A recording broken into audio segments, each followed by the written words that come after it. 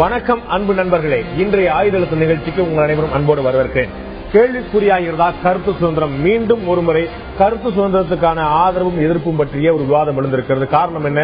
மாதூர் பாகன் என்று எழுத்தாளர் பெருமாள் முருகன் 5 ஆண்டுகளுக்கு முன்னால் 2010 ஆண்டு எழுதிய ஒரு நாவலுக்கு இப்போது ஒரு கடுமையான எதிர்ப்பு கிளம்பி இருக்கிறது. திருச்செங்கோடு பகுதி மக்களுடைய உணர்வுகளை புண்படுத்தும் வகையில், அவர்களுடைய சடங்குகளை புண்படுத்தும் வகையில், அவருடைய இன உணர்வுகளை புண்படுத்தும் வகையில் அந்த நாவலில் கதை அம்சம் வைக்கப்பட்டிருக்கிறது என்று கடுமையான விமர்சனம் எழுதியிருக்கிறது. அதற்கு சில ஜாதி அமைப்புகள் மட்டுமின்றி மத அமைப்புகளும் சேர்ந்து கொள்ள கருத்து சுதந்திரம் மிகப்பெரிய கேள்விக்குள்ளாயிருக்கிறது. இது ஒருபுறம் பார்க்கப்பட, ஏற்கனவே நம்ம அனைவருக்கும் தெரிந்த வகையில சார்லி ஹெப்டோ என்று தொடர்ந்து மத உணர்வுகளை கேலி செய்யும் விதமாகவே, குத்தி காட்டும் விதமாகவே எழுதி கொண்டிருந்த, படம் வரைந்து கொண்டிருந்த ஒரு பிரான்ஸ் பத்திரிகையின் மீது கடுமையான தாக்குதல் நடத்தப்பட்டு அங்க பிரதானமாக இருந்த ஆசிரியர் மற்றும் கேலி சித்திரம் வரைவர் உள்ளிட்ட பலர் கொல்லப்பட்டிருக்கிறார்கள்.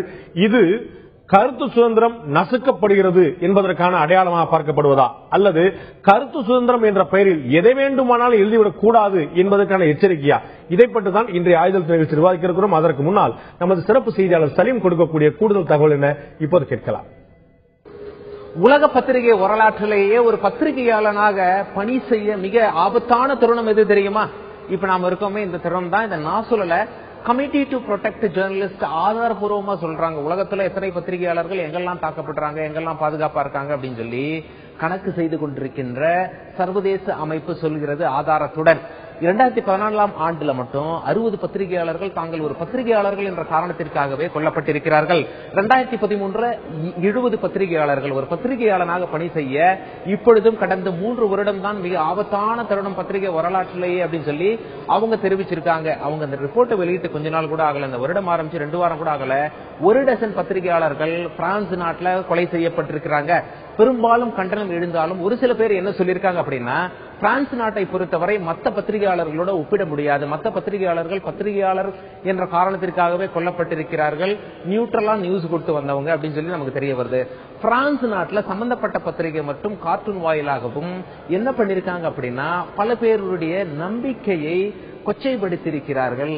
யூத மதத்தினர், கிறிஸ்தவ மதத்தினர், இஸ்லாமிய மதத்தினர் உட்பட 2011 ஒரு தாக்குதல் நடத்தப்பட்டது பத்திரிகையாளர்கள் மீது. அமெரிக்கா கூட அந்த பத்திரிகையின் பேர் சொல்லாம கண்டிச்சாங்க. இந்த மாதிரி பிரான்ஸ் நாட்டில் ஒரு பத்திரிகை இயங்கி வருது, அவங்க அடுத்தவங்களுடைய மனதை புண்படுத்தும் வகையில் செய்தி வெளியிட்டுக் கொண்டிருக்கிறார்கள். பத்திரிகை சுதந்திரம் என்றால் என்ன என்று கேள்வி எழுகிறது அப்படின்னு சொல்லி அமெரிக்காவே சொல்லிச்சு. அதுக்கு அந்த பத்திரிகை என்ன சொன்னாங்க அப்படின்னா, அப்படித்தான் தூண்டி விடுவோம் அப்படின்னு சொல்லி பதில் கொடுத்தது. உலகத்தையே, உலக பார்வையே அந்த பத்திரிகையின் மீது விழச் செய்ததாக வல்லுநர்கள்லாம் கருத்து தெரிவிக்கிறாங்க. அதனால அதையும் இதையும் ஒப்பிட முடியாது அப்படின்னு சொல்றாங்க.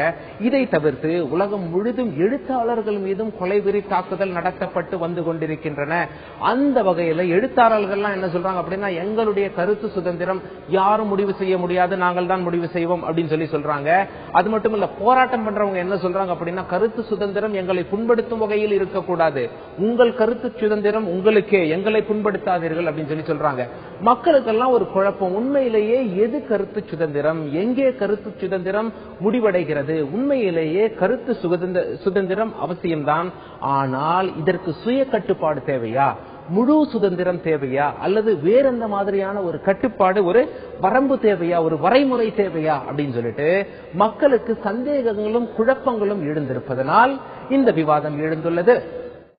இந்த விவாதம் எழுவதற்கான 100% நியாயங்கள் இருக்கின்றன. அது சார்லி ஹெப்டோடைய தாக்குதலா இருக்கட்டும், அல்லது பெருமாள் முருகனுடைய எழுதியிருக்கக்கூடிய மாதூர் பாகன் மீதான தாக்குதலா இருக்கட்டும், இது 2 பக்க கேள்வி எழுப்பியிருக்கிறது. கருத்து சுதந்திரம் என்பது என்ன, அதை எதிர்வினையாற்றுவதற்கான எல்லை என்பது என்ன என்ற கேள்வி எழுப்பியிருக்கிறது. இதை பற்றி தான் இன்றைய ஆயுதெழுத்து நிகழ்ச்சி நாம் வாதிக்க இருக்கிறோம். இந்த நிகழ்ச்சி நம்முடைய பேராசிரியர் ஹாஜா கனி அவர்கள் முன்னிணைகிறார். அதே போல எழுத்தாளரும் பேராசிரியரான திரு அரசு அவர்கள் முன்னிணைகிறார். இன்னும் சில 2 விருந்தினர்கள் இன்னும் சில நிமிடங்கள் முன்னிணைக்கிறார். உங்களுக்கு இருவரையும் இந்த நிகழ்ச்சிக்கு நான் வரவேற்கிறேன். நான் முதல்ல பேராசிரியர் அரசிட்டு வந்து ஆரம்பிக்க விரும்புகிறேன். இந்த கருத்து சுதந்திரத்து மீதான சந்தேகங்கள் கேள்வி என்பது இது முதல் முறை அல்ல. இது மாதூர் பாகன் ஒரு துவக்கப்புள்ளி அல்ல. இது காலங்காலமாக இந்த யுத்தம் நடந்து கொண்டே வந்திருக்கிறது. கருத்து சுதந்திரம் அப்படிங்கிறதும் அதற்கான எல்லை என்பது என்னங்க இருக்கு. ஆனா ஒரு குறிப்பிட்ட ஊரின் பெயரை சொல்லி, ஒரு குறிப்பிட்ட சமூகத்தினரின் பெயரை குறிப்பிட்டு அந்த நாவல் வடிவமைக்கப்படும் போது, இது உண்மை சம்பவத்தின் அடிப்படையில் எழுதப்பட்டது என்ற முன்னுரையிலும் சொல்லப்படும் போது, உணர்வுகளை நாங்கள் புண்படுத்தவில்லை என்று யாரேனும் ஒதுங்கிக் கொள்ள முடியுமா? இல்லை.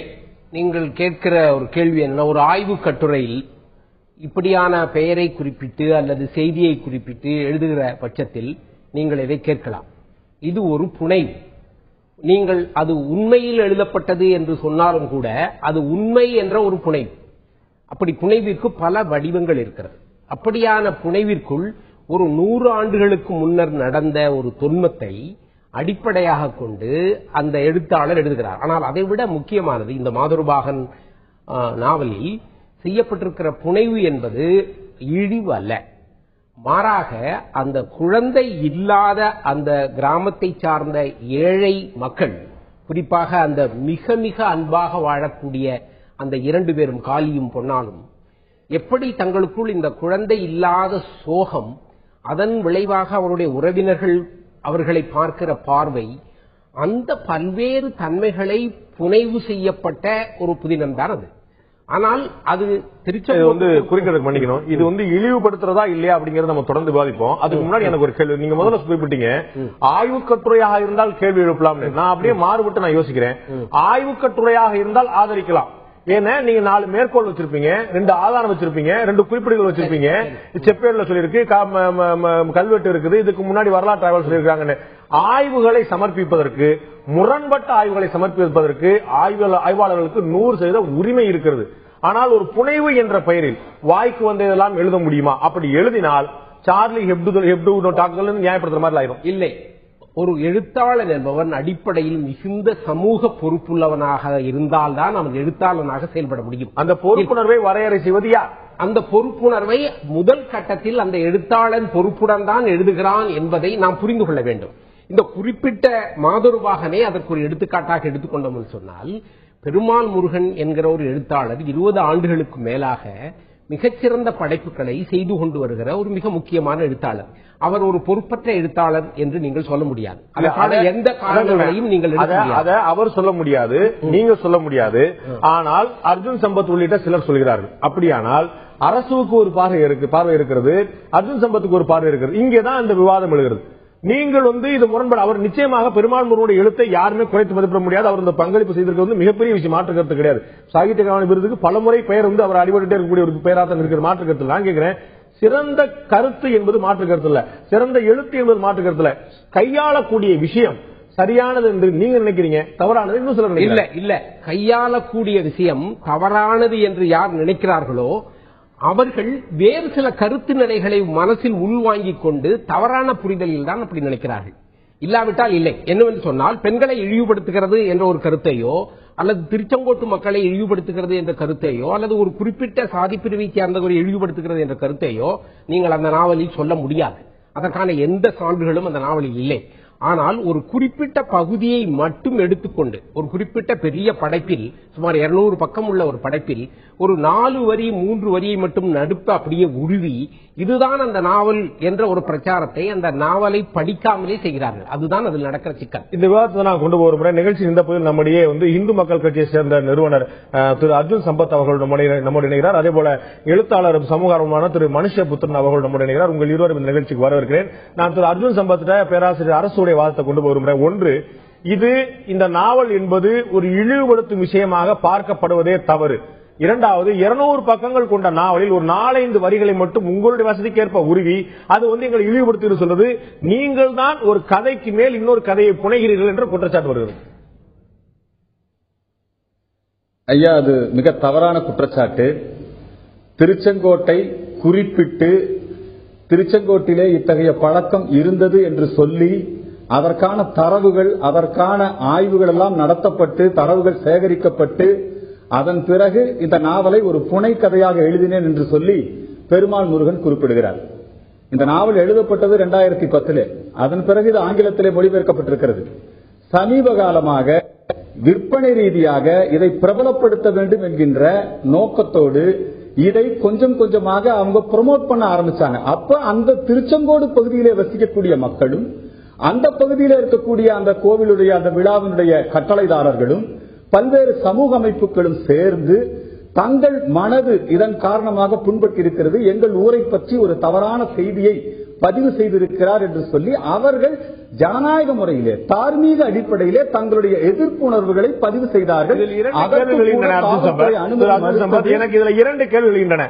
2010 தமிழில் வெளிவந்த நாவலுக்கு எதிர்ப்பு இல்லை. 2014 அது ஆங்கிலத்தில்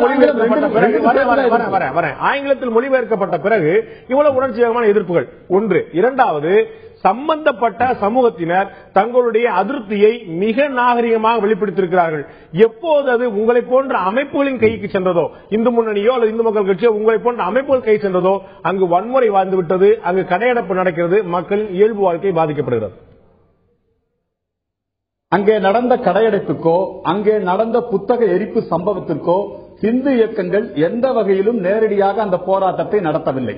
முழுக்க முழுக்க பாதிக்கப்பட்ட சமூக அமைப்புகள் தான், முழுக்க அந்த உள்ளூர் அமைப்புகள் தான் அந்த போராட்டத்தை சொல்லும் போதே மறைமுகமாகவா என்ற கேள்வி தொக்கி நிற்கிறது. இது ஒரு கேள்வி. அதில் என்ன இழிவுங்கிறது மறைமுகமாகவும் தான். சார், எங்களுடைய மக்களுடைய உணர்வுகள் புண்படுகிற பொழுது அவர்களுக்கு ஒரு வடிகாலாக அவர்களை ஆதரிக்க வேண்டிய இடத்துல நாங்கள் இருக்கிறோம். அதுல என்ன மாற்று கருத்து?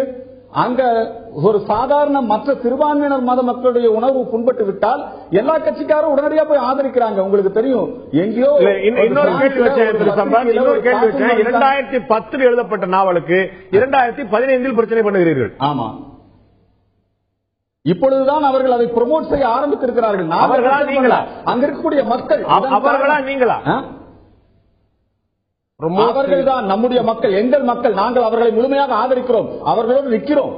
நாங்க ஒன்னும் தாலிபான்கள் இல்ல. உடனடியா அவருடைய கையை போய் வெட்டல, உடனடியா அவரை மிரட்டல, உடனடியா அவருக்கு எதிராக எந்த வன்முறையும் பண்ணல. ஆனால் தன் மீது ஒரு கழிவிறக்கம் உருவாக வேண்டும் என்பதற்காக திட்டமிட்டு இந்த புத்தகத்தை விற்பனை செய்ய வேண்டும் என்பதற்காக முற்போக்கு எழுத்தாளர் கலைஞர்கள் சங்கத்தின் மூலமாக அவர் தொடர்ந்து தமிழ்நாடு முழுக்க எல்லா இடங்களிலும் அவங்க தான் ஆர்ப்பாட்டம் பண்ணாங்க. ரொம்ப சுலபமா ஒரு விஷயத்தை கையாளுறீங்க. ரொம்ப சுலபமா ஒரு விஷயத்தை நீங்க கையாளுறீங்க. நாங்க வந்து தலிபான்கள் போல கையை வெட்டவில்லை, நாங்களும் சன்மானம் அறிவிக்கல சொன்னீங்க. இல்ல, அதற்கு எந்த வகையில் அதற்கு எந்த வகையில் உங்களுடைய எதிர்ப்பு குறைந்தது அப்படிங்கிறது எனக்கு ஒரு கேள்வி அழைக்கிறது. ஒரு எழுத்தாளனுக்கு தன்னுடைய பங்களிப்பை ஆண்டாண்டு காலமாக 25 ஆண்டு காலமாக எழுதி கொண்டிருக்கக்கூடிய ஒருவன் தொடர்ந்து எழுதி கொண்டிருக்கக்கூடிய நிலைமையில அவருடைய இருப்புக்கு மிகப்பெரிய அச்சுறுத்தலை ஏற்படுத்தி அவரை வந்து ஒரு பதுங்குகுழியை தேட வைத்துவிட்டு நாங்கள் தலிபான்கள் என்று சொல்வது எந்த வகையான நியாயம்? இன்னொரு கேள்வி எழுகிறது இந்த வாரத்தில் நண்பர்களே. கருத்து சுதந்திரம் எழுதுவதற்கு எனக்கு எல்லையற்ற சுதந்திரம் இருக்குது என்று சொன்னால் எதிர்ப்பு தெரிவிப்பதற்கும் ஏதேனும் சுதந்திரம் இருக்கிறதா? கையை வெட்டினால் மட்டும்தான் மோசமான எதிர்ப்பு, காகிதத்தை எடுத்தால் மோசமான எதிர்ப்பு இல்லை என்று சொல்ல முடியுமா? கேள்விக்குறியாகிறதா கருத்து சுதந்திரம் என்ற தலைப்பில் இன்றைய ஆயுதத்து நிகழ்ச்சி விவாதித்துக் கொண்டிருக்கிறோம். நான் எழுத்தாளர் மனுஷபுத்திரன் கேட்க விரும்புறேன். ஒரு விஷயம் நமக்கு வந்து தெரியுது என்ன அப்படின்னா, இந்த மாதுருபாகன் சர்ச்சைக்குள்ளாயிருக்கூடிய மாதுருபாகன் நாவல் வந்து ஒரு புனைக்கதை என்று அவரே முன்னுரையில் சொல்லியிருந்தாலும் கூட முன்னுரையில் திரு பெருமாள் முருகன் வந்து ஒரு வார்த்தை போறார், உண்மை சம்பவங்களின் அடிப்படையில் கொண்டு வரப்பட்ட புனைவுன்னு சொல்றார். உண்மை சம்பவம் என்ற ஒரு முலாம் மேலே பூசப்படும் போது யாரை சொல்கிறார் என்ற கேள்வி வருது. அங்குதான் திருச்செங்கோடு உண்மையாகிறது, அங்குதான் அந்த விழா உண்மையாகிறது, அங்குதான் இந்த சாமி கொடுத்த குழந்தை அப்படிங்கிற விஷயம் உண்மையாகிறது, அங்குதான் இந்த சர்ச்சைகள் வருகிறது. என்னுடைய கேள்வி, இதற்கான ஆதாரம் ஏதேனும் இருக்கிறதா என்று அவரிடமே கேட்கப்பட்ட போது அவர் சொல்றார், இதற்கான எழுத்துப்பூர்வமான ஆதாரங்கள் இல்லை, இது வந்து செவி வழியா வரக்கூடிய செய்திகள் தான். திரு தியோடர் பாஸ்கர் இன்னொருத்தரும் கூட வந்து வேற வேற சம்பவங்கள் இது போல குறிப்பிட்டிருக்கிறாங்க, அதை அடிப்படையாக கொண்டு எழுதுனேன்னு சொல்றார். ஏற்கனவே 3 புத்தகங்கள் இது போல வந்திருக்கிறது, இது என்னுடைய 4ஆம் சொல்லும் போது அடுத்து வரக்கூடிய தலைமுறைகள் இது போன்ற புத்தகங்களே ஆவணங்களா எடுத்துக்கொள்ளக்கூடிய அபாயம் இருக்கிறதா இல்லையா? திரு மனுஷபுத்திரன், இந்த பிரச்சனையை பொறுத்த வரைக்கும் நான் இதை பல்வேறு கோணங்கள்ல பார்க்கணும்னு நினைக்கிறேன். இப்ப அர்ஜுன் சம்பத் பேசுறப்ப நாங்க எந்த இந்து அமைப்புகளும் இதை நாங்க செய்யல, உள்ளூர்ல இருக்கக்கூடிய ஒரு பிரெஞ்சு குரூப் அல்லது உள்ளூர் மக்கள் இதை செஞ்சிருக்காங்க அப்படின்னு ஒரு தெளிவா சொல்றாரு. ஆரம்பத்துல இருந்து அவங்க அந்த கருத்தை தான் முன் வைக்கிறாங்க. இதுல பாத்தீங்கன்னா பெருமாள் முருகன் வந்து இல்ல அதுல அவர் அதுக்கு ஆதரவு கொடுக்கிறாரு ஒழிய நாங்க இதை செய்யல அப்படின்னு சொல்றாரு வந்துட்டு. இதுல இன்னொரு விஷயம் என்னன்னு பாத்தீங்கன்னா, பெருமாள் முருகன் இதுல தன்னுடைய ஸ்டாண்டை சமீபத்தில் அறிவிச்சிருக்காரு. அதாவது இது யாருடைய மனதையாவது புண்படுத்தியிருந்தா என்னுடைய அடுத்த எடிஷன்ல இதை நான் நீக்கிடுறேன், இதை நான் வந்து பாத்தீங்கன்னா இதுக்காக வருத்தப்படுறேன் அப்படின்னு தெரிவிச்சுட்டாரு. அப்போ யாராவது இதையும் தாண்டி டிமாண்ட் வைக்கிறாங்கன்னா அவங்க டிமாண்ட் என்னன்னு எனக்கு புரியல. அப்ப வந்து உண்மையில அவர் என்னதான் அவங்க நினைக்கிறாங்க, அப்படி நினைக்கிறவங்க யாரு, அவங்க ஏன் வெளிச்சத்துக்கு வந்து தங்களுடைய கருத்துக்களை சொல்ல மாட்டேங்கிறாங்க? இப்ப அர்ஜுன் சம்பத்தை ஆதரவு தெரிவிக்கிற முறையில வர்றாரு, ஆனா பத்திரிகைகள்கிட்டயோ அல்லது மற்றவங்கள்ட்டயோ இந்த குரூப்ஸ் யாரு ஏன் வந்து தங்களை காட்டிக்க மாட்டேங்கிறாங்க? அப்ப இதுதான் இங்க பிரச்சனையோட மையமா நான் நினைக்கிறேன். அதாவது சம்பந்தப்பட்ட ஆசிரியரே இது எனக்கு ஒரு பெரிய விஷயம் இல்ல, வருத்தம் தெரிவிக்க வித்ட்ரா பண்ணிக்கிறேன்னு சொல்றாரு. இதுக்கப்புறம் இந்த பிரச்சனையை வளர்க்கப்படுது. அப்படி வளர்க்கப்பட்டா நீங்க பாக்கணும் திரு மனுஷபுத்திரன். அதாவது இதுவரை வந்த பதிப்புகள் என்ன போகுது? அவர் சொல்றாரு, அடுத்து வரக்கூடிய பதிப்புகள்ல அந்த ஊரினுடைய பெயரையோ அடையாளங்களையோ நீக்கி வரும் சொல்றாரு. அப்ப இதுவரை வந்த பதிவுகள் என்ன ஆகிறது? 1, 2 இப்படி ஒவ்வொரு பதிவையும் ஒவ்வொரு திருத்தம் சொல்லிட்டே போனா எவ்வளவு புத்தகங்கள் எவ்வளவு திரைப்படங்கள் இல்ல இப்ப அதைத்தான் நான் சொல்ல வர்றேன். நீங்க ஒரு விஷயத்துக்கு ரியாக்ட் பண்றது தப்பு கிடையாது. ஆனா என்ன விதமா நீங்க ரியாக்ட் பண்றீங்கிறது மட்டும்தான் இங்க பிரச்சனை. அதாவது நீங்க ஒரு ஆள் ஒரு புத்தகத்துல ஒண்ணு எழுதுறாரு, நாட்டார் மரபுல இருக்கக்கூடிய செவிவழி கதைகள் இருக்கக்கூடிய ஒரு விஷயத்தை நான் பதிவு பண்ணிருக்கேன்னு சொல்றாரு. உங்களுக்கு தெரிஞ்சிருக்கும்னு நினைக்கிறேன். இது மட்டுமல்ல, இது போல நூற்றுக்கணக்கான கதைகள் ஒவ்வொரு சமூகத்தை பற்றியும் நம்ம சமூகத்தில் இருக்கு. ஆனா அது எழுத்துல பதிவு பண்ணப்படுறது இல்ல. அது செவி வழியாவும் காது வழியாவும் இப்ப பேசப்படுற ஒண்ணா இருந்திருக்கு. எழுத்துல அதை பதிவு பண்றப்ப ஒருத்தர் இப்படி ஒரு கதையே கிடையாது, இப்படி ஒரு வழக்கமே கிடையாது, இப்படி ஒரு பேச்சே கிடையாதுன்னு சொல்றாருன்னா அதை அவர் எழுதித்தான் மறுக்கலாம், அதை அவர் பேசி மறுக்கலாம். ஆனால் அதற்கு பதிலாக அதை மறுக்கிறேன் என்கிற பெயரில் அவரை ஊரை விட்டு வெளியேற்றுவேன் என்று சொன்னாலோ அல்லது அவருடைய இருப்பையை கேள்விக்கு உருவாக்கினாலோ இந்த உலகத்தில் இருக்கிற எந்த விஷயத்தை பற்றியும் யார் வேண்டுமானாலும் அப்படி கேள்வியை உருவாக்க முடியும். ஏனென்றால் யார் வேண்டுமானாலும் எது சம்பந்தமாக மனம் புண்பட்டு விட்டது, இந்த ஆள் ஊரில் இருக்கக்கூடாது என்று சொல்ல முடியும். இதுல ஒரு சின்ன உதாரணத்தை மட்டும் நான் சொல்ல விரும்புறேன். H.E. ரசூல்னு சொல்லிட்டு ஒரு எழுத்தாளர், முஸ்லீம் எழுத்தாளர். அவர் உங்களுக்கு தெரியும். அவர் பாத்தீங்கன்னா உயிர்மை இதெல்லாம் ஒரு கட்டுரை எழுதினாரு, இஸ்லாத்தில் குடி கலாச்சாரம். உடனே உள்ளூர் ஜமாத்துல ஒரு பெரிய பிரச்சனை பண்ணி அவரை ஊரை விட்டு விலக்கி வைக்கிறாங்க. ஆனா இங்க இருக்கக்கூடிய பெரிய இஸ்லாமிய இயக்கங்களோ யாருமோ அவருக்கு எதிராக எதுவும் பண்ணல. லோக்கல் குரூப் அதை விளக்குறாங்க. அது எதிர்த்து அவர் நீதிமன்றத்துக்கு போறாரு. நீதிமன்றம் என்ன சொல்றதுன்னா இந்த ஊர் விளக்கம் செல்லாதுன்னு சொல்லிட்டு அது உத்தரவு கொடுக்குது. அதன் அடிப்படையில் அவர் சட்ட ரீதியான போராட்டத்தின் மூலமா அந்த ஊர்ல அவர் தொடர்ந்து இருக்காரு. ஆக லோக்கல் குரூப் இது போன்ற சட்டவிரோத செயல்களை செய்யறப்ப அவங்க கருத்து ரீதியான விவாதத்தில் ஈடுபடலாம், மறுக்கலாம், ஊடகங்கள்ல பேசலாம். ஆனா ஒரு ஆளோட எக்ஸிஸ்டன்ஸ்க்கு மிரட்டல் விடுறது அடிப்படை இந்திய ஜனநாயகத்திற்கு எதிரானது. பிரச்சனை என்னன்னா அந்த மிரட்டல் விடுறவங்க யாருங்கிறது தெரியல. ஒருத்தர் பேர் கூட இது வரைக்கும் ரெஜிஸ்டர் ஆகல இந்த மீடியாவிலையும். இது எப்படி சாத்தியம்? இது அப்ப யார் இதை பண்றாங்க? ஏன் ஒருத்தர் கூட அந்த கிளைம் எடுத்துக்க மாட்டேங்கிறாங்க? நாங்க தான் இதை பண்றோம், எங்களுக்கு பதில் சொல்லுங்க அப்படின்னு. உள்ளூர் மக்கள்னா இப்படி ஒரு மிஸ்டீரியஸான ஒரு குரூப் யார் அப்போ தெரிஞ்ச விஷயம் அதுல ஒரு குழப்பமான விஷயம் இல்ல. அதுல யாராவது பின்னாடி நமக்கு நிலையத்திலே புகார் என்னுடைய பிரதான கேள்விக்கு நான் பதில் தர விரும்புறேன். நான் ஏற்கனவே கேட்டது போல நம்ம செவிவழி செய்தி என்று சொல்லிவிட்டு ஏற்கனவே 3 புத்தகங்கள் இருக்கின்றன சொல்லிவிட்டு 4வது ஒரு புத்தகம் எழுதும் போது இதுவே உண்மையாக மாறக்கூடிய அபாயம் இருக்கிறதா இல்லையா? நம்முடைய சமூகத்தில் இதுவரைக்கும் எழுதப்பட்ட எத்தனை விஷயங்கள் உண்மையாக மாறி நம்முடைய சமூகத்தில் பெரிய தாக்கத்தை ஏற்படுத்தி இருக்கிறது? நீங்கள் சொல்லுங்கள். எத்தனையோ விஷயங்கள் எழுதியிருக்கிறது. பெரியார் எழுதாதா? பெரியார் எவ்வளவு விமர்சனங்கள் சமூகத்தில் முன்வைத்திருக்கிறார், அதெல்லாம் இந்த சமூகத்தில் பெரிய உண்மையாக மாறிவிட்டதா? எவ்வளவு கடுமையான விமர்சனங்களை வைத்திருக்கிறார், அதெல்லாம் ஒட்டுமொத்த சமூகத்தையும் பாதித்து விட்டதா? அப்படி என்றால் ஒரு சொல்வதற்கான உரிமையே மறுப்பேன் என்று சொன்னால் அதை சொல்வதன் மூலமாக ஒட்டுமொத்த சமூகத்திலுமே அந்த புத்தகம் தாக்கம் செலுத்திவிடும் என்று சொன்னால் உண்மையிலேயே நாம் எல்லாம் அதற்கு சந்தோஷப்பட வேண்டும். உண்மையில் தமிழ் சமூகத்தில் எழுத்திற்கு எந்த மதிப்பும் கிடையாது, புத்தகத்திற்கு எந்த மதிப்பும் கிடையாது. சில 100 பேர்கள் மட்டுமே வாசிக்கக்கூடிய புத்தகத்தை வைத்துக் கொண்டு வெகுசன ஊடகங்களில் இவ்வளவு பெரிய விவாதங்களை உருவாக்குவது என்பதே மிகவும் அபத்தமான விஷயம். சொல்லிட முடியுமாங்கிற சந்தேகம் இருக்கு. அது ஆஜா கிட்ட கொண்டு போக விரும்புறாரு. சில 100 பேர் மட்டுமே படிச்சாலுமே கூட அது ஆவணமா நம்ம பாக்குறோம். நம்ம பத்திரிகை ஊடகத்தை விட அச்சு ஊடகத்தை விட தொலைக்காட்சி ஊடகம் அதிகமான பார்க்கப்பட்டாலும் கூட அச்சு ஊடகத்தில் வரக்கூடிய ஒவ்வொரு வார்த்தையும் ஆவணமாக பார்க்கப்படுகிறது. நீதிமன்றங்களை தாக்கல் செய்யப்படக்கூடிய விஷயம் புத்தகங்களோ நாளிதழ்களோ வாரிதழ்களோ தான். அச்சு ஊடகங்கள் வரக்கூடிய காட்சிகள் கிடைப்பதற்கு அரிதாகக்கூடிய விஷயமா இருக்குது. அப்ப இது யாரோ 100 பேர் படிக்கிறாங்கன்னு நம்ம விட்டுற முடியுமா? ஒரு வார்த்தையில ஒரு விஷயத்தை நம்ம எழுதும் போது அதுல சமூக பொறுப்புணர்வும் கூடியதாக இருக்க வேண்டும். என்ன தடை வைக்க முடியும்? நம்ம சமூக பொறுப்புணர்வு நான் எனக்கு நானே வகுத்துக் கொண்டதான் சமூக பொறுப்புணர்வு. உங்களுடைய சமூக பொறுப்புணர்வு என்னுடைய பொறுப்புணர்வு இருக்க வேண்டிய அவசியம் சொல்ல முடியுமா? கண்டிப்பாக. ஒரு எழுத்தாளனுடைய கடமை பற்றி பாவேந்தர் சொல்வார். இருக்கும் நிலை மாற்ற ஒரு புரட்சி மனப்பான்மை ஏற்படுத்தல் பிறர்க்கு உழைக்கும் எழுத்தாளன் கடனாம். எழுத்தாளனுடைய கடமை பிறர்க்கு உழைப்பவனாக இருக்க வேண்டும், இருக்கின்ற நிலைமையை மாற்ற வேண்டும். இருக்கின்ற நிலைமை என்பது இழிவு நிலைமையாக இருக்கின்றது. சமூகத்திற்கு பொருந்தாத நிலையாக இருக்கிறது, அதை மாற்றுகின்ற கருத்தை விதைக்கக்கூடியவன் எழுத்தாளர். ஆங்கிலத்தில் சொல்லுவாங்க அன்எலெக்டட் பீப்புள் ரெப்ரசன்டேட்டிவ்ஸ், எழுத்தாளர்கள், கவிஞர்கள், தேர்ந்தெடுக்கப்படாத மக்களின் பிரதிநிதிகள். அப்போது எழுத்தாளர் இந்த பெருமாள் முருகன் அவர்கள் சமூகத்தின் மீது மிகுந்த ஆர்வத்தோடு செயல்பட்டு வந்திருக்கிறவர். அவருடைய டிராக் ரெக்கார்டை பார்க்கும் பொழுது அவர் விளிம்பு நிலை மக்களுக்காக எழுதி வரக்கூடியவராக இருக்கிறார். இன்றைக்கு இன்னொரு கோணத்தில் மனுஷபுத்திரன் அவர்கள் வைத்த கோணமும் சரி, ஐயா அவர்கள் அரசு அவர்கள் வைத்த கோணத்திலிருந்தும் மாறி இன்றைய தி ஹிந்து பத்திரிகையில அவருடைய பேட்டி வந்திருக்கிறது. நான் நீண்ட நெடுங்காலமாக நாமக்கல் பகுதியிலே இயங்கி வரக்கூடிய இந்த பிராய்லர் பள்ளிகள், அதாவது 12ஆம் வகுப்பிலே உச்சகட்ட மதிப்பெண்ணை எடுப்பதற்காக குழந்தைகளை பிழிகிறார்களே, அந்த கொடுமையை நான் எழுதி கொண்டிருக்கிறேன். அவருடைய பின்னணி இதில் சேர்ந்திருக்கின்றது. இது போல பல்வேறு கார்பரேட், காஸ்டிசம், கம்யூனலிசம், இந்த ட்ரிபிள் சி வந்து சேருது என்று அவர் சொல்கிறார். எல்லாத்துக்கும் அந்த மாதிரி ஒரு கலர் கொடுத்துட முடியுமா? ஒரு பிரச்சனை வந்து விஸ்வரூபம் எடுக்கும் போது நிறைய பேர் உள்ள இணைவாங்க. அவங்களுக்கும் தெரியும், அவங்க திரு பெருமாள் முருகனுக்கும் தெரியும், அர்ஜுன் சம்பத்துக்கும் தெரியும், உங்களுக்கும் தெரிஞ்சிருக்கணும். இந்த பிரச்சனை உருவெடுத்த போது அது அவர்கள் சமூகம் சார்ந்த கோயில்ல முறைப்படி தகவல் தெரிவிக்கப்பட்டு அவர்கள் இது தொடர்பான ஒரு முறையான ஒரு ஆலோசனை கூட்டத்தை நடத்தி அதன் பிறகு அவர்கள் கலந்துரையாடி இப்படித்தான் கொஞ்சம் கொஞ்சமா வந்திருக்கு. அதுக்கப்புறம் ஊடகத்தோட வெளிச்சம் பெற்று அப்புறம் தான் வந்திருக்கு. உடனடியாக யாரோ ஒருத்தங்க பின்னணியில் இருக்குன்னு சொன்னா எல்லா போராட்டங்களும் இப்படி கொச்சப்படுத்தவில்லை. அப்படி கொச்சைப்படுத்தவில்லை, சிறு பொறி விசிறி விட்டு பெரிதாக்கப்பட்டிருக்கிறது. நான் இங்க சொல்ல வர்றது, அப்பொழுது நீங்கள் மதங்களை விமர்சிக்கக்கூடிய எல்லா எழுத்துக்களையும் கண்ணை மூடிக்கொண்டு ஆதரிக்கிறீர்களா, அல்லது கருத்து என்பது என்ன, அதன் சுதந்திரம் எங்கே இருக்கிறது, அதன் எதிர்ப்பின் வரையறை எங்கே இருக்கின்றது, எப்படி எதிர்ப்பது?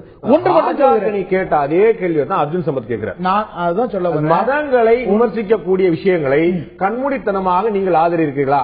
ஹாஜாக்கு நீ ஆதரிக்கிறேன்னு சொன்னா அர்ஜுன் சம்பத் ஆதரிக்க சொல்ல தயாராக. அதாவது ஒன்று வச்சுங்க, மதங்கள் என்பவை விமர்சனத்திற்கு அப்பாற்பட்டவை அல்ல, இஸ்லாம் உட்பட.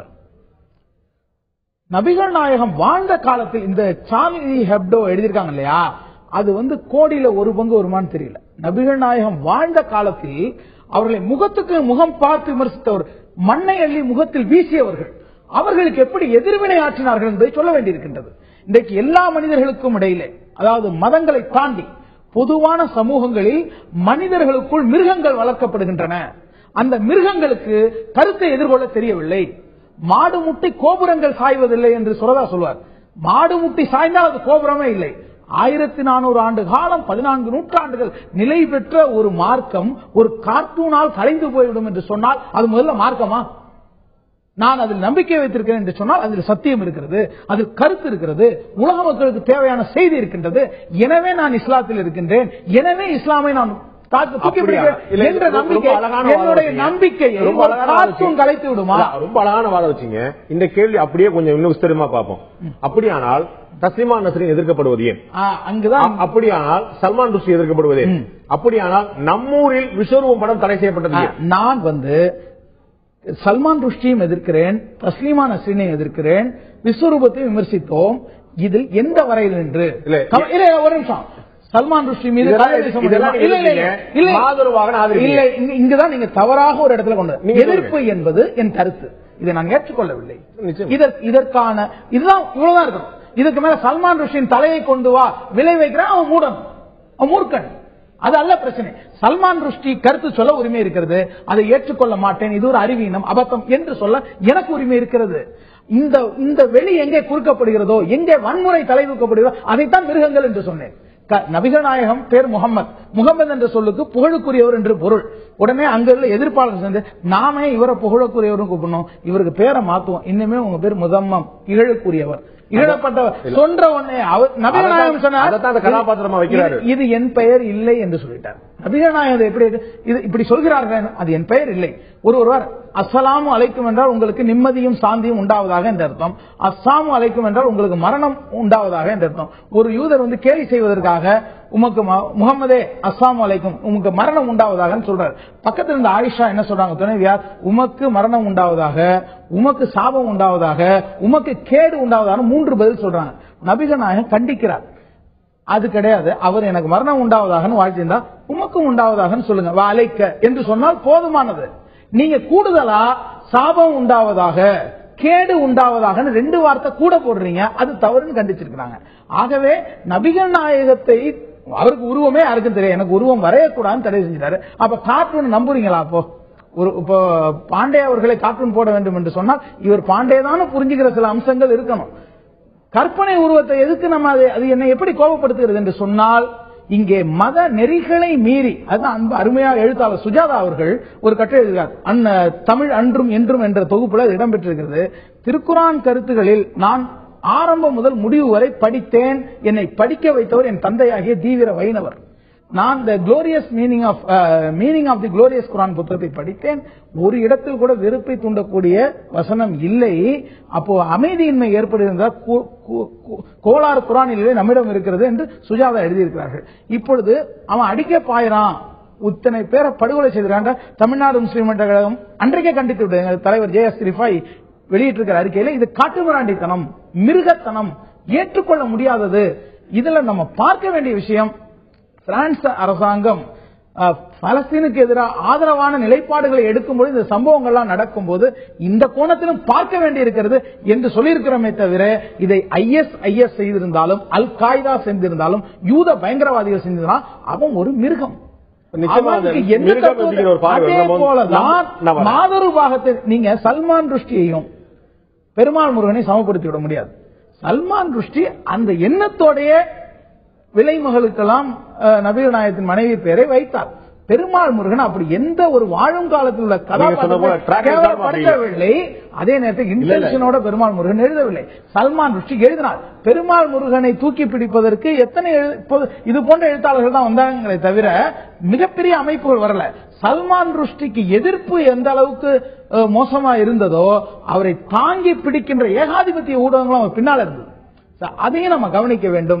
ஆகவே தந்தை பெரியார் கருத்து சுதந்திரம் கேட்டீங்களே, பொது உடைமையை பற்றி சொல்லுவோம். உன் மனைவி நாகமையை பொது உடைமையாக்குவாயா என்று கேட்டோம். நீங்களும் நானும் தாங்க முடியுமா அந்த கேள்வியை?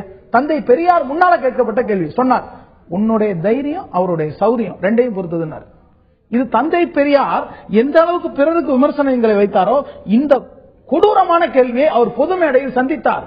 பொது உடைமையை பேசுகிறாயே, நீ இப்படி செய்வாயா என்று. இது இந்த கேள்வி கருத்தா? இது கருத்து உணர்வோடு கேட்கப்படக்கூடிய கேள்வியா? தனி மனிதரை புண்படுத்தக்கூடிய நோக்கத்தில் கேட்கப்படுவது.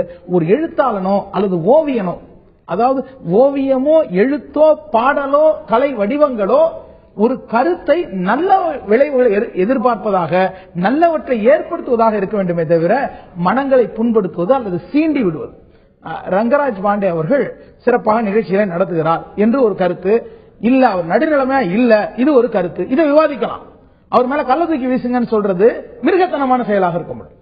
அவர் நடுநிலைமை இருக்கிறதா இல்லையா சரி ஒண்ணு இல்லையா? இல்ல இல்ல, நான் சொல்லை வீசுவேன், கல்லை வீச மாட்டேன். கல்விட்டு பாருங்க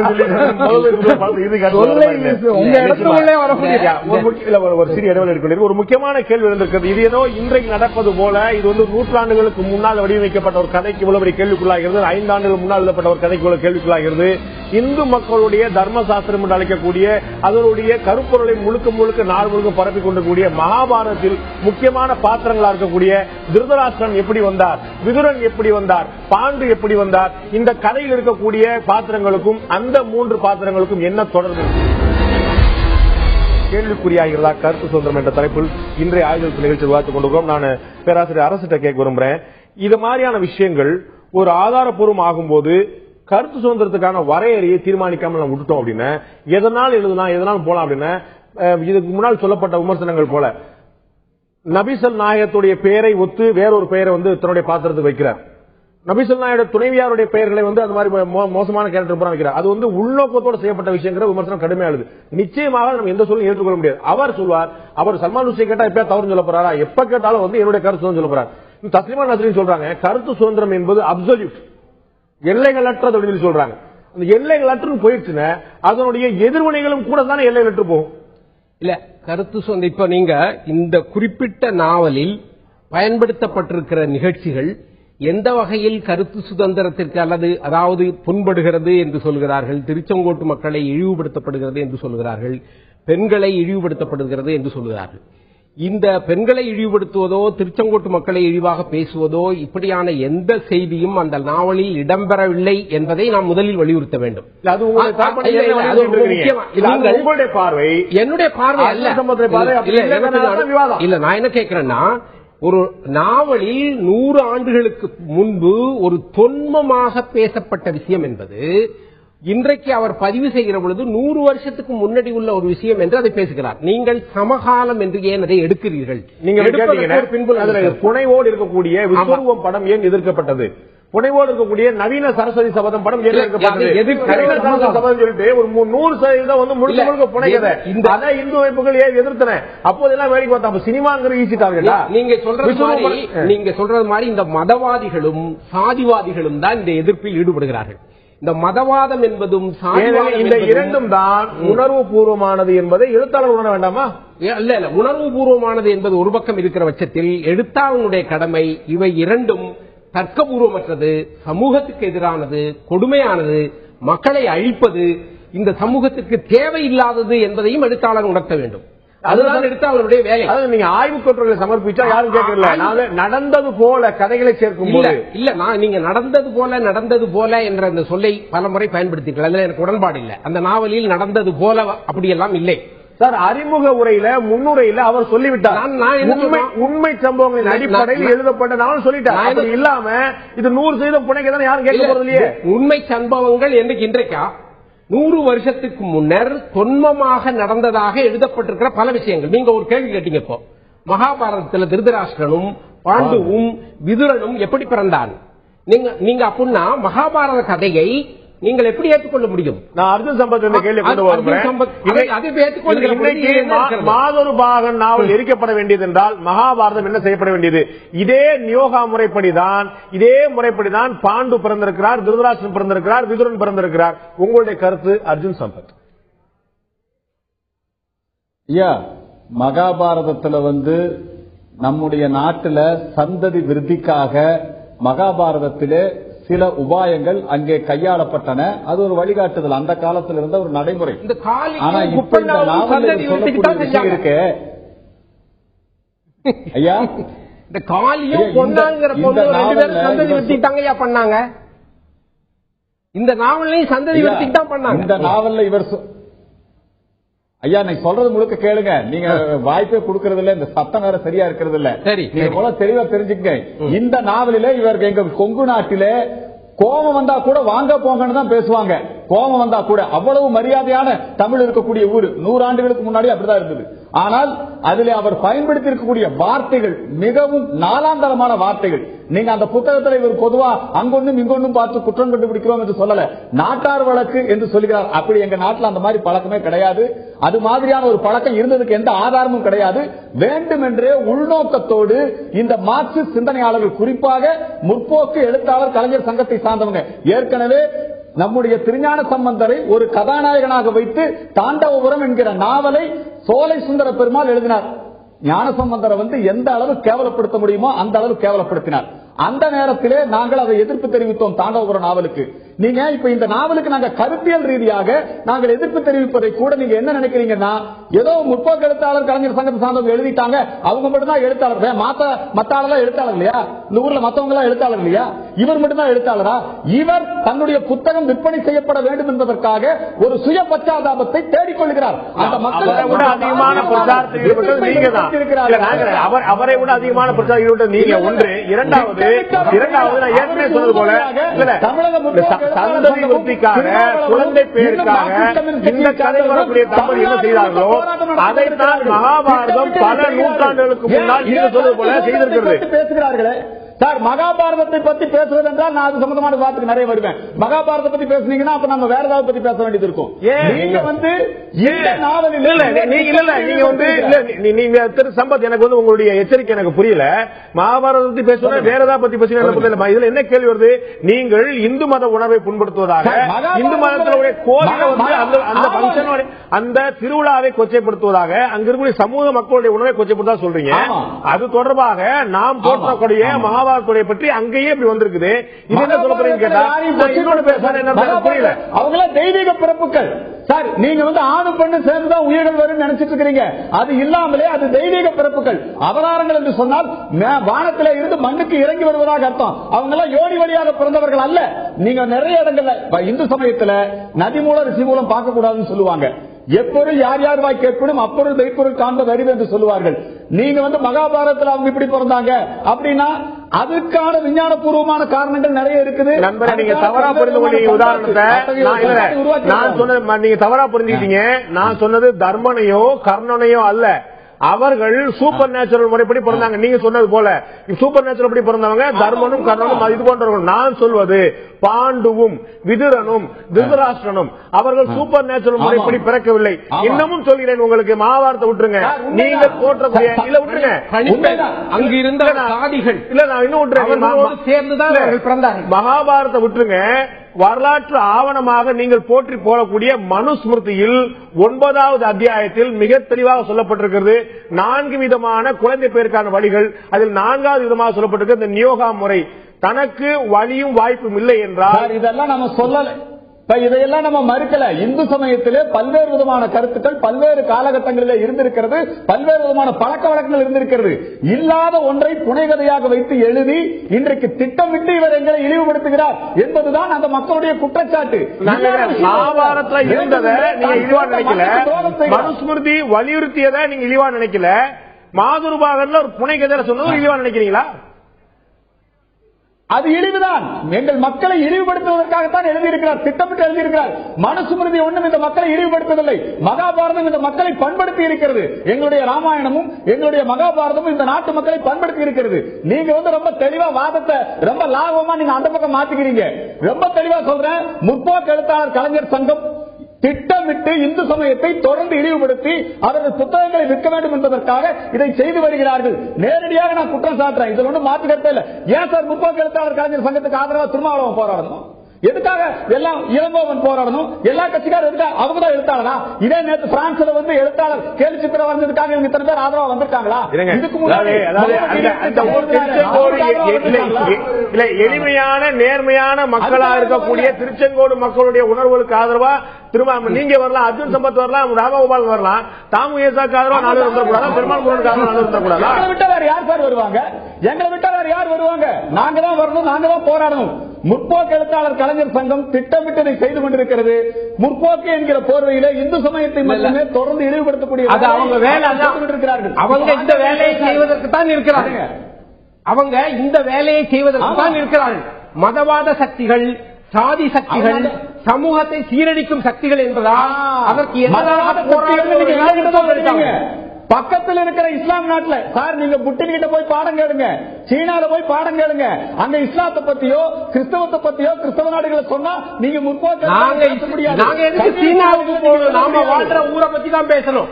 நாங்க எதுக்கு சீனாவுக்கு போகணும், இஸ்லாமுக்கு போகணும்? நம்மளை பத்தி பேசுறீங்க, நீங்க இஸ்லாம் நம்மளை பத்தி பேசுறீங்க, இஸ்லாம் பேசுறீங்க. உங்களால வந்து இன்னசென்டா முஸ்லீமுக்கு ஆதரவு தர முடிஞ்சதா? நீங்க வாழக்கூடிய இந்த மண்ணில இந்துக்களை இழிவுபடுத்தினால் மட்டும்தான் நீங்க வருவீங்க. முஸ்லீம் கிறிஸ்தவர்களை இழிவுபடுத்தினா நீங்க உடனே அவங்களுக்கு ஆதரவா குரல் கொடுப்பீங்க.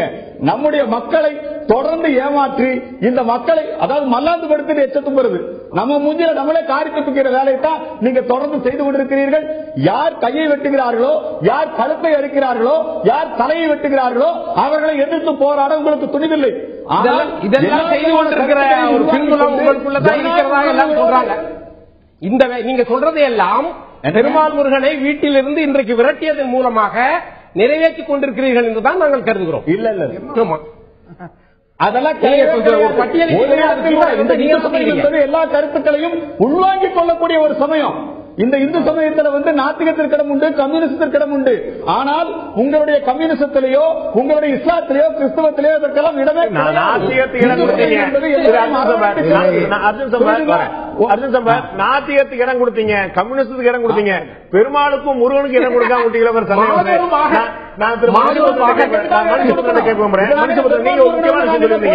இது பற்றிய விவாதத்தில் நீங்க வந்து ஒரு ஆங்கில உலகத்தில் சொல்லும் போது சொல்லியிருந்தீங்க, இது மாதிரி நுண்ணிய மத உணர்வுகளை புண்படுத்துவதானால் அதற்கான எதிர்வினைகளை எதிர்கொள்ள நேரிடும். நாம் வந்து எந்த ஒரு விஷயத்தை எழுதுவதானாலும் சரி, படமாக இருந்தாலும் சரி, கதையா இருந்தாலும் சரி, கட்டுரையா இருந்தாலும் சரி, அடுத்தவருடைய நுண்ணிய மன உணர்வுகளை புரிந்து கொள்ள வேண்டும். அப்படி இல்லை இது போன்ற சிக்கலை வந்து கணக்கில் எடுக்கிற சிக்கலை எதிர்கொள்ள வேண்டும் சொன்னீங்க. இந்த இடத்துல எழுத்தாளர் பெருமாள் முருகன் இந்து மக்களுடைய இல்லாட்டி கொங்கு மக்களுடைய இல்லாட்டி திருச்செங்கோடு மக்களுடைய நுண்ணிய மன உணர்வுகளை புரிந்து கொள்ள தவறிவிட்டார் நினைக்கிறீங்களா? முதல்ல அர்ஜுன் சம்பத் வந்து சில தவறான தகவல்களை சொல்றாரு. இது மக்கள்கிட்ட கிளாரிஃபை பண்றது ரொம்ப முக்கியம். அவர் முற்போக்கு எழுத்தாளர் சங்கத்தை இதுல ஏன் தொடர்ந்து டார்கெட் பண்றாருன்னு எனக்கு புரியல.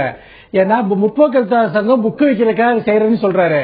முற்போக்கு எழுத்தாளர் சங்கம் இந்த புத்தகத்தை பதிப்பிக்கல, திருமாவளவன் இந்த புத்தகத்தை பதிப்பிக்கல. இந்த புத்தகம் விற்கிறதுனால வரக்கூடிய எந்த லாபமும் இவங்க யாருக்கும் போய் சேர போறதில்ல. அதை முதல்ல புரிஞ்சுக்கங்க. யாரோ ஒரு பப்ளிஷர் பதிப்பிச்சிருக்காங்க, அவங்களுக்கு தான் இந்த பணம் ஒருவேளை இதன் மூலம் புத்தகம் தான் போய் சேரும். ஒரு பைசா ஆதாயம் இந்த முற்போக்கு சங்கத்துக்கு கிடையாது.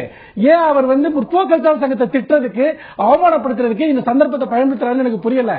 ரெண்டாவது, அவர் இன்னொன்னு என்ன சொல்றாருன்னா, இந்து மக்கள் சம்பந்தமான விஷயத்துல மட்டும்தான் இவங்க குரல் கொடுப்பாங்க, மத்தவங்க பிரச்சனைகளுக்கு குரல் கொடுக்க மாட்டாங்க, யாரையும் எதுக்க மாட்டாங்க அப்படின்னு சொல்றாரு.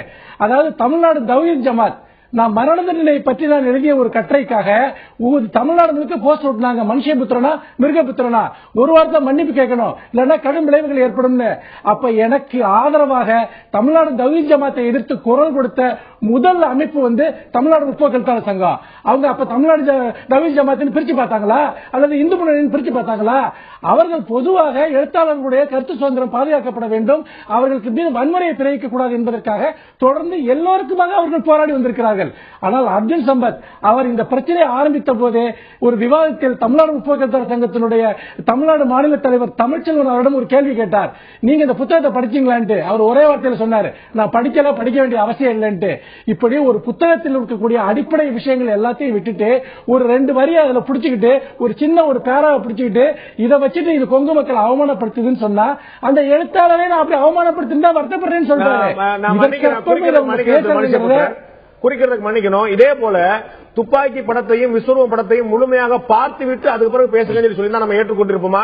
நம்ம அதை வெளியிடுவதற்கான தடை வேணும், வெளியிடுவதற்கு முன்னாடி எங்களுடைய ஒப்புதல் வேணும், எங்களுடைய அப்ஜெக்ஷன் படம் நீங்க சொல்லுங்க. படம் வெளிவதற்கு நவீன சரஸ்வதி சபதம் என்ற இந்து மத உணர்வுகளை புண்படுத்திய படமோ, துப்பாக்கி அல்லது விஸ்வரூபம் என்று இஸ்லாத்தை புண்படுத்த சொல்லப்பட்ட படங்களோ இந்த ஒரு எதிர்ப்பை சம்பாதித்த போது படத்தை ரிலீஸ் செய்ய அனுமதிச்சோமா?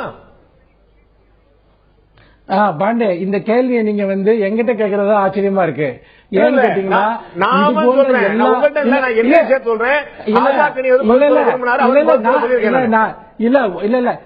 ஒரு நிமிஷம் இருங்க. உங்களுடைய அரங்கத்திலேயே இது போன்ற ப்ரீ சென்சார்ஷிப்ங்கிறது ரொம்ப ரொம்ப தவறானதுங்கிறத நான் பலமுறை பேசியிருக்கேன், விஸ்வரூபம் படத்திலையும் பேசியிருக்கேன், துப்பாக்கிலையும் பேசியிருக்கேன். அப்ப என்னன்னு கேட்டீங்கன்னா, நீங்க உங்களுக்கு நன்றாக நினைவுக்கு தெரியும், நான் காம்ப்ரமைசிங்கா என்னுடைய ஸ்டாண்ட் இன்னைக்கு ஒன்னாதான் இருந்திருக்கு. அதே சமயத்துல உண்மையிலேயே ஒரு சமூகத்திற்கு எதிராக தவறான சித்தரிப்புகள் இருக்கிறதுன்னு தெரிஞ்சா அவர்கள் உண்மையிலேயே இது எல்லாமே ஒரு சமூகத்தில் நடக்கக்கூடிய ஒரு டயலாக்.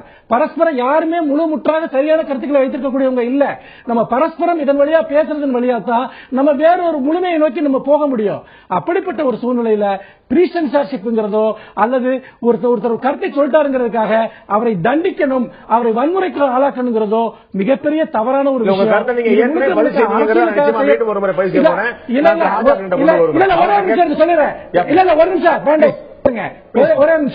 அதாவது ஒன்னு சொல்லிடுறேன். அதாவது அர்ஜுன் சம்பத் தொடர்ச்சியா அவருடைய இந்து மத வெறி பிரச்சாரத்தை பண்றாரு. 5 நிமிஷம் நான் ஸ்டாப்பா பேசுறாரு, அலோ பண்றீங்க. நான் பேச ஆரம்பிச்சோன்னு ஏன் பிரேக் பண்றீங்க? சொல்லி முடிக்க நீங்க அலோ பண்ணுங்க. சொல்லி முடிக்க நீங்க அலோ பண்ணணும். இல்ல நான் என்னன்னா சொல்ல வர்றது இதுதான். இது போன்ற சின்ன சின்ன குரூப்ஸ் எல்லாருமே தடியெடுத்தவன் தண்டல்காரங்கிற மாதிரி செல்ற விஷயத்துக்கு இவ்வளவு பெரிய முக்கியத்துவம் கொடுக்கறதும் அவங்கள பெரிய கருத்தியல் சக்தியா பாக்குறதும் ரொம்ப தவறான விஷயம். இன்னொன்னு சொல்றேன், உள்ளூர்ல பாத்தீங்கன்னா காதல் திருமணம் பண்ணா தடை, உள்ளூர்ல ஜாதி கட்டுப்பாடு மீறி ஒரு சின்ன விஷயம் பண்ணா தடை, ஊரை விட்டு விலக்கி வைப்பாங்க. இப்படி 1000 விஷயம் உள்ளூர்ல இருக்கு. இதெல்லாம் கருத்தியல் விவாதமா நீங்க எடுக்க முடியுமா? தேசிய முக்கியத்துவம் கொடுக்க முடியுமா?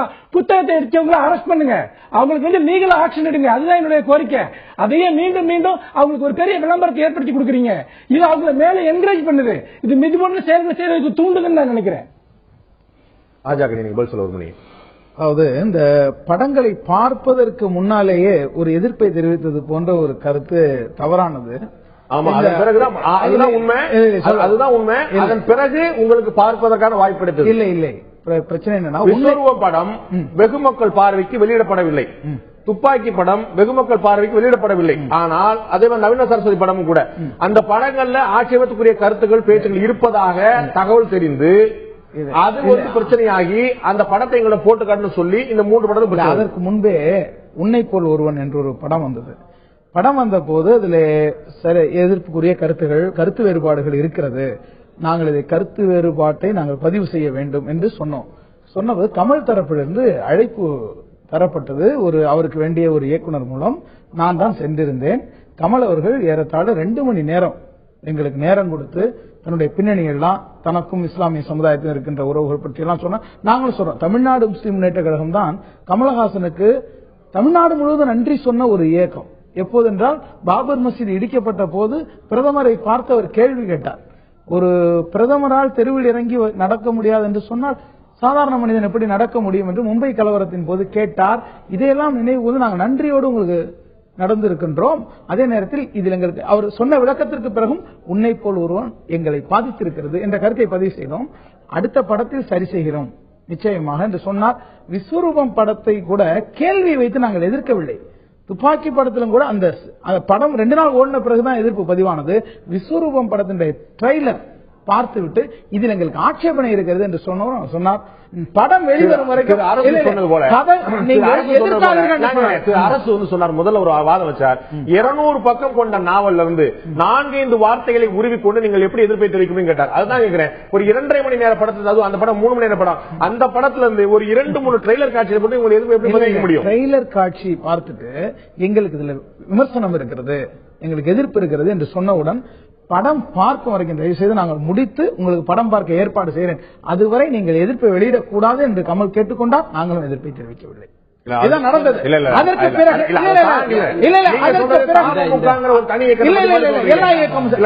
படம் வந்து வெளிவருவதற்கு எவ்வளவு தயக்கம் ஏற்பட்டது, தமிழக அரசு தலையிடுகிறது. இல்ல பிரச்சனைகள். அதுக்கு பிறகு படம் பார்த்த பிறகு சில எதிர்ப்புகளை சொல்கிறோம். இது நீண்ட நடிகை வரலாறு, தமிழகம் அறிந்த ஒன்று. அதே நேரத்தில் தமிழ்நாடு முஸ்லிம் முன்னேற்ற கழகத்துக்கு ஒரு எதிர்ப்பை பதிவு செய்ய உரிமை இருக்கும் போது அர்ஜுன் சம்பத்துடைய இந்து மக்கள் கட்சிக்கு அந்த எதிர்ப்பை பதிவு செய்ய உரிமை இல்லையா? நீங்கள் இரண்டை சமப்படுத்தி விடுகிறீர்கள். நாங்கள் கருத்து சொன்னோம், கமல் மீது வன்முறையை தூண்டுவதோ என்பதையோ கமல் அவர்தான் போராடினார்.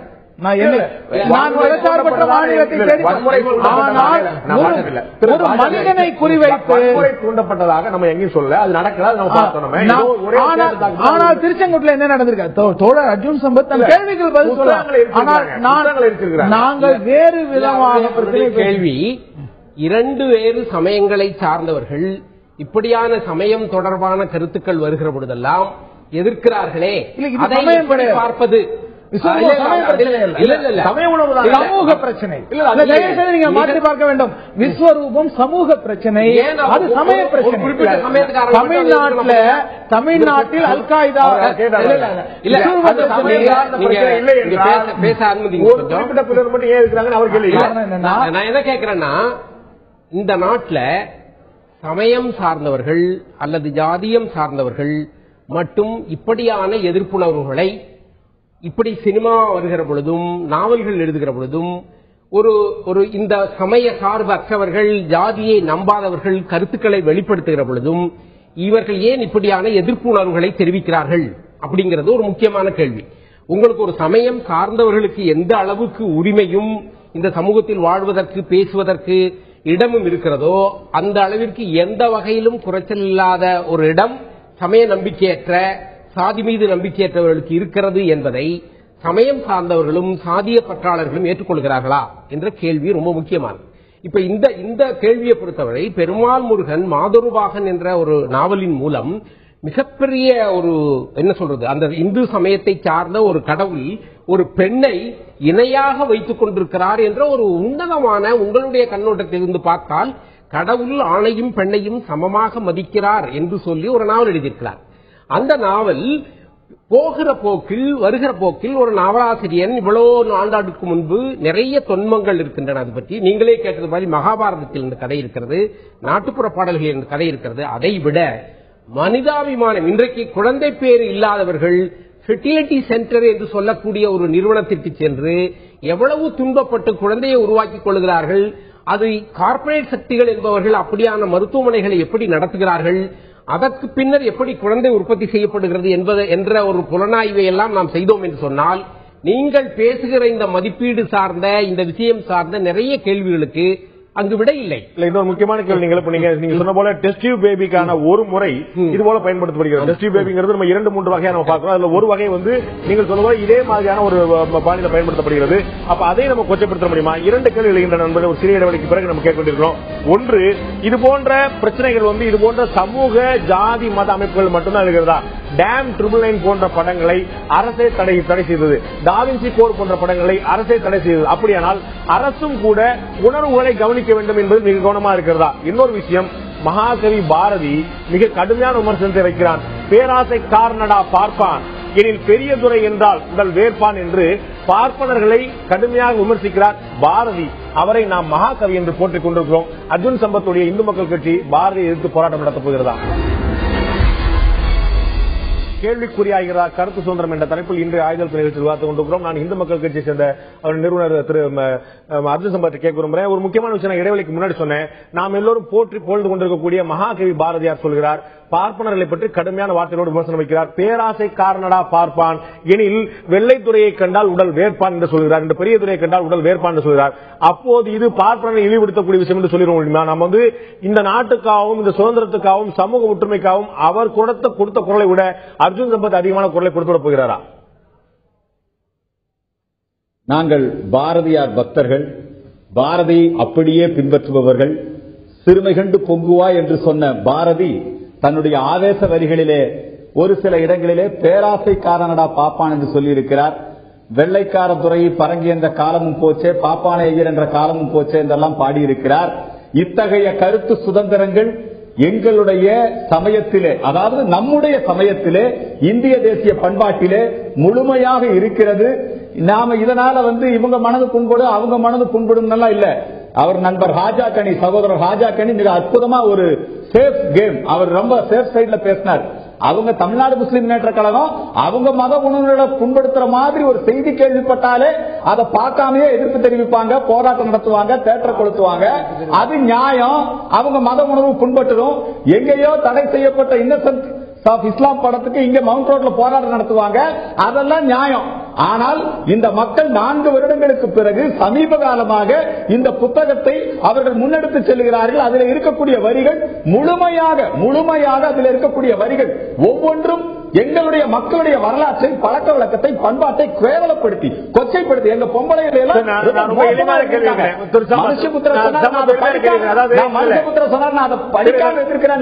நான் அதை படித்தேன். 2வது தமிழ் முருகனிடம் விவாதத்திலே பங்கெடுத்துக் கொண்ட பிறகு அதை படித்தேன். படித்த பிறகுதான் முழுமையாக எதிர்க்கப்பட வேண்டிய ஒரு நாவல் என்பதை நான் தெரிந்து என்னுடைய கேள்வி, இன்னோசன்ஸ் ஆஃப் முஸ்லீம் படத்தை திரு ஆஜாக்கனி உள்ளிட்டவர்கள் எதிர்த்ததுக்கும் விஸ்வரூபம் படத்தை எதிர்த்ததுக்கும் தவறுன்னு சொல்றீங்களா, சரின்னு சொல்றீங்களா? அவர்கள் செய்தது தவறு என்றால் நீங்கள் செய்தது சரியா இருக்க முடியுமா? அவர்கள் செய்தது சரியா இருக்க முடியுமா? நீங்க செய்து தவறா இருக்க முடியாது. அதாவது அவர்கள் எதிர்ப்பது என்பது இந்த நாட்டிலே அங்கீகரிக்கப்படுவது. அவங்க கொடுத்தா உடனே கோர்ட்ல உடனடியா அதுக்கு தடை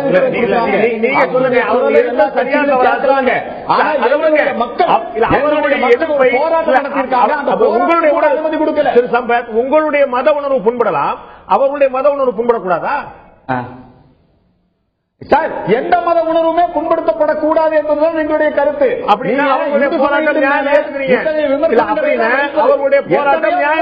நாங்கள் சகித்துக் கொண்டிருக்கிறோம். அவர்களுடைய போராட்டம் நியாயமானது. இன்றைய வரைக்கும் எங்களுடைய மத நம்பிக்கையை இழிவுபடுத்திய அந்த பெருமாள் முருகன் மீது ஒரு எஃப்ஐஆர் கூட போடல சார். இந்த அரசாங்கம் வேடிக்கை பார்க்கிறது. எங்கள் மக்களுடைய உணர்வுகளுக்கு மதிப்பு கொடுக்கல. அவர் சொல்றாரு நான் வாபஸ் வாங்கிட்டேன்னு. தவறு செய்தால் சட்டப்படி நாங்கள் நடவடிக்கை எடுக்கிறோம்.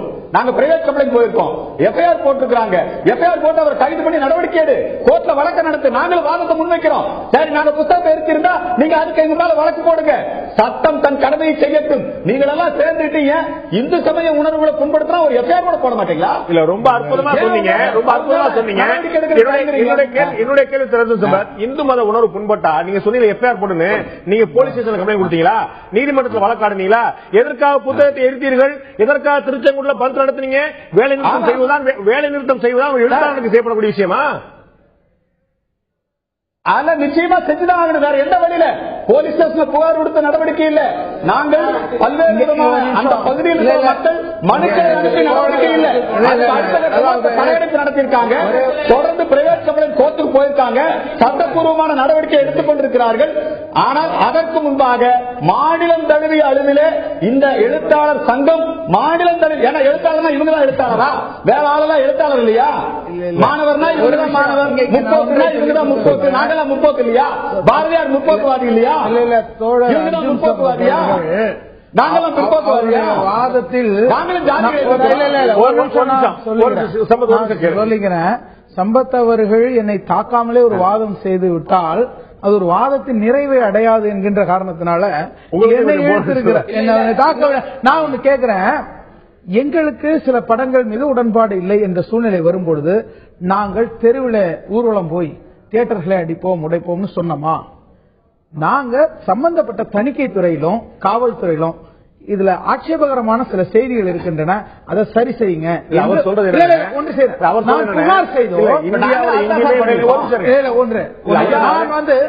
இந்தியாவில் எங்கேயுமே வெளிவராத இன்னோசன்ஸ் ஆஃப் முஸ்லிம், முஸ்லிம்களை இழிவுபடுத்தும் விதமாக வந்த ஒரு படம் முஸ்லிம் என்பது இன்டர்நெட்ல ஆபாச படம், இஸ்லாமியர்களை இழிவுபடுத்தியதாக நானும் உணர்கிறேன், கருதுகிற மாற்றுக்கிறதுல. அதை எதிர்த்து நம்ம இங்க போராடணும் இல்லையா? அமெரிக்க தூதரகத்தை முற்றுகையிட்டோம் இல்லையா? அங்கே நம்ம படத்தை எதிர்த்து போராடல, ஒரு வகையான இம்பீரியலிசம், ஒரு ஏகாதிபத்திய வாதத்தை நான் முதல்ல நீங்க கார்பரேட் நிறுவனம் குற்றச்சாட்டுறீங்க, அவர் தாமியசா குற்றச்சாட்டு, எல்லாத்துக்கும் ஏன் பின்னணி கொடுக்கணும்? பிரச்சனை இல்ல, அது அல்ல. எதிர்ப்பை ஒரு மனிதன் தெரிவிக்கலாம், கருத்து மாறுபாடு எதற்கு வேண்டுமானாலும் கருத்து வேறுபாடு இருக்கின்ற உணர்வு இங்க ரைட் ஆஃப் டிசென்ட் அது இருக்கிறது. ஆனால் ஒரு படைப்பாளனை நேரடியாக போய் தாக்குவது, தாக்குதல் என்பது பிசிக்கல் அட்டாக் இல்ல, கடையடைப்பு பந்து, அது இங்க பரிசீலனைக்கு உரியது. நான் கேட்க வருது, வாட்டர்னு ஒரு படம் வந்ததுங்க. வாட்டர் படப்பிடிப்பை நடத்தல, அடிச்சு நொறுக்குனாங்க. தீபா மேத்தாவுடைய வாட்டர் படம், எர்த் படம் அடித்து நொறுக்கப்பட்டதா இல்லையா? எம்எஃப் ஹுசைன் நாட்டை விட்டு ஓட வைக்கப்பட்டார். நாங்க அவருக்கு ஆதரவா பேசுறேன். உங்களை அவர் புண்படுத்தி அவர் கேட்டார், நீங்க எல்லாரும் அவளை வளைஞ்சிருக்கிறத நான் வரைஞ்சேன்னு சொன்னாரு. இது இந்த விவாதங்களுக்கு நான் இங்க சில இடங்கள் அமைதி காக்கிறேன் என்று சொன்னால் கருத்து இல்லாமல் அல்ல. அர்ஜுன் சம்பத் எவ்வளவு பாதிக்கப்பட்டிருக்காங்க எனக்கு தெரியும். ஒரு நிமிஷம், அர்ஜுன் சம்பத் எந்த அளவு பாதிக்கப்பட்டிருக்கார் என்பதை நான் அளவிட முடியாது.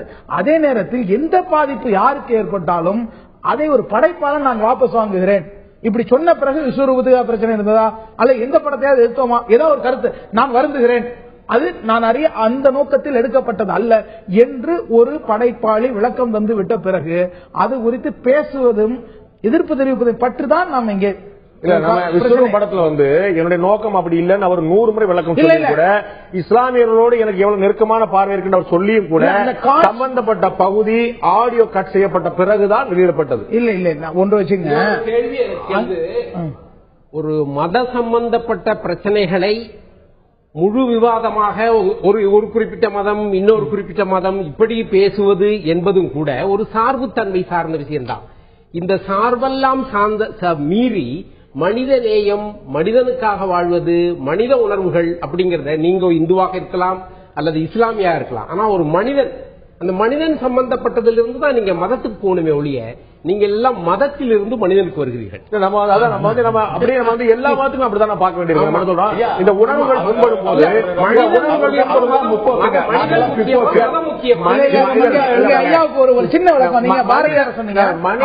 மனிதனை நல்வழிப்படுத்ததான் மதம் இருக்கிறது, மாற்று கருத்து இல்ல. ஆனா அந்த மதம் புண்படுத்தப்படும் போது சொல்லுவாங்க, நபிசல் நாயகம் அவர்கள் எங்கள் உயிருக்கு நிகராக சொல்லுவாங்க. அப்ப அவர்களை கொச்சைப்படுத்தும் போது நிச்சயமா ஏற்றுக்கொள்ள முடியாது இல்லையா? நீங்க ஆயிரம் காரணம் சொல்லுவீங்க, காத்து வரையில இந்த கருத்து சொல்லணும்னு அவர் சொல்லுவாரு. ஆனால் எப்படி ஏற்றுக்கொள்ள முடியும்? நான் என்ன சொல்றேன், மனிதர்களை நல்வழிப்படுத்துவதற்குத்தான் மதம் இருக்கிறது என்ற ஒரு தொடரை நீங்க சொல்றீங்க. சரி, அப்படி என்றால் இந்த மதங்கள் மூலமாகவே உலகம் முழுக்க இவ்வளவு கொடுமையான கலவரங்களும் கொலைகளும் காரணம் மதம் அல்ல, மதவாதிகள். மதவாதிகள் வேறு, மதம் வேற. மதவாதிகள் என்பவர் யாரும், மதம் வேறு. இது எப்படி என்னால் புரிந்து கொள்ள? இது ஒரு பட்டிமன்ற வாதம் போல இருக்கிறது. ரொம்ப எளிமையா சொல்றேன், எழுத்தும் எழுத்தாளனும் வேறு.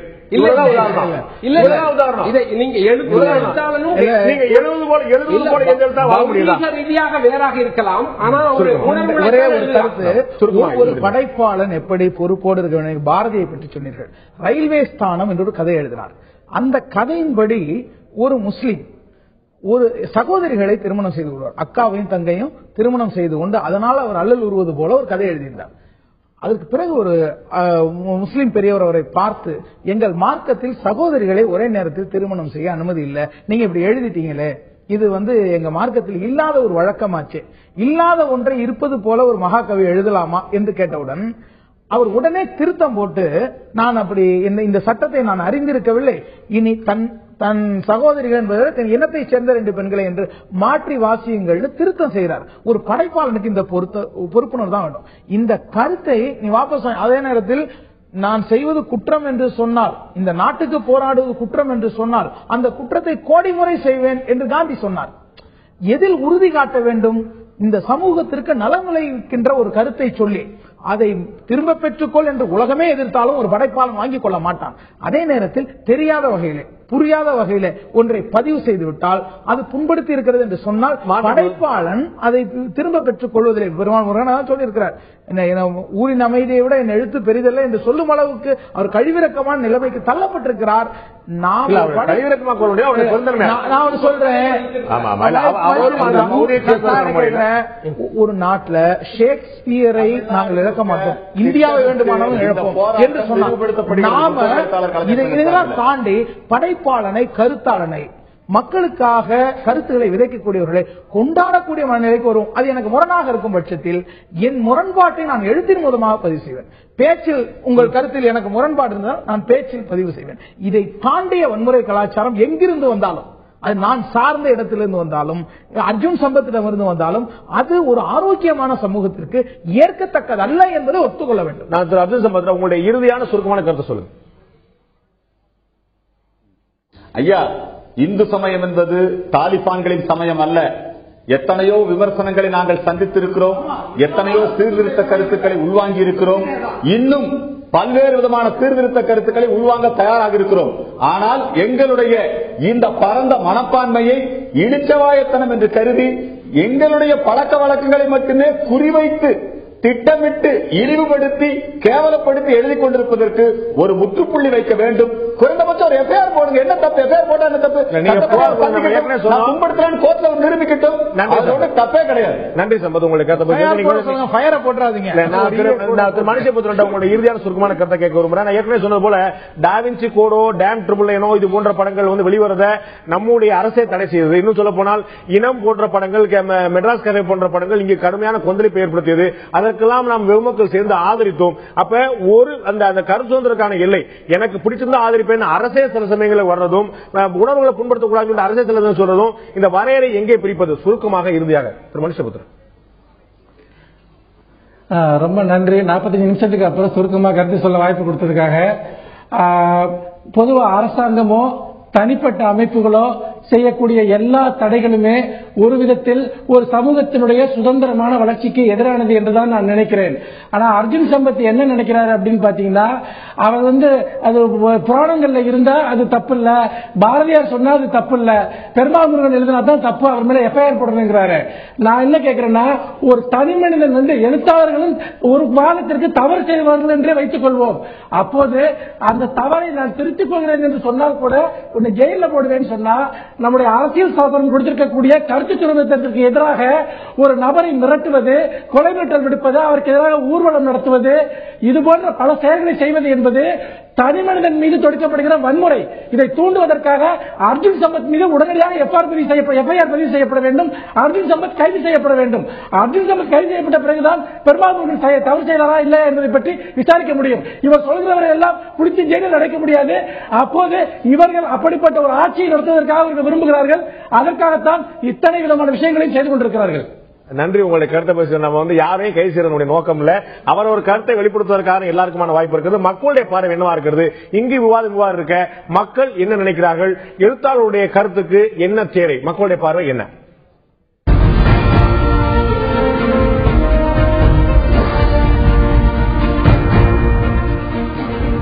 எழுத்தாளருடைய கருத்துகளுக்கு தேவையானது என்ற கேள்விக்கு சுதந்திரம் என்று 33% மக்களும், வரையறை என்று 38% மக்களும், சுய கட்டுப்பாடு தான் என்று 29% மக்களும் தெரிவித்திருக்கிறார்கள். எழுத்தாளருடைய கருத்துக்கு சுய கட்டுப்பாடு தேவை என்று 29% மக்களும், வரையறை தேவை என்று 38% மக்களும், சுதந்திரம் தான் அடிப்படை தேவை என்று 33% மக்கள் தெரிவித்திருக்கிறார்கள். நிச்சயமாக எந்த ஒரு படைப்பா இருந்தாலும் காலம் காலமாக விமர்சிக்கப்படுவது வழக்கமாக இருந்து கொண்டிருக்கிறது.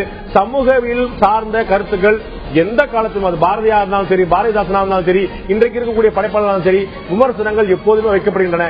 எப்படி நாம் கருத்து சுதந்திரத்துக்கு ஒரு எல்லை வேண்டும் என்று சொல்கிறோமோ அதே போலவே எதிர்வினைகளுக்கும் நிச்சயமாக எல்லை வேண்டும்.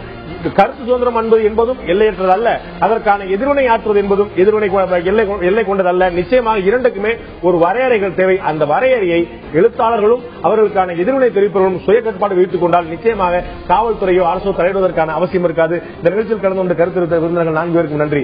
பார்த்த உங்களுக்கும் நன்றி நண்பர்களே. மீண்டும் இன்னொரு நிகழ்ச்சியில் சந்திப்போம். அதுவரை நன்றி, வணக்கம்.